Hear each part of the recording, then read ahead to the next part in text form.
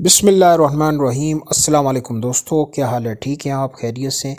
आइए आज कुछ बुनियादी इम्पोर्टेंट फ़िक्रे देखते हैं जो कि इंग्लिश ज़बान बोलने के लिए आप इस्तेमाल कर सकते हैं।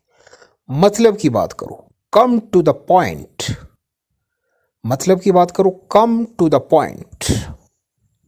बैठिए, प्लीज़ बी सीटेड, या आप कह सकते हैं हैव ए सीट प्लीज़। बैठिए, प्लीज़ बी सीटेड। मेरे साथ आओ, कम विद मी। रहने दो, लीव इट। जूते के तस्मे बांधो, लेस अप योर शूज। आइए एक दफा फिर से देखते हैं इनको। मतलब की बात करो, कम टू द पॉइंट। बैठिए, प्लीज बी सीटेड। मेरे साथ आओ, कम विद मी।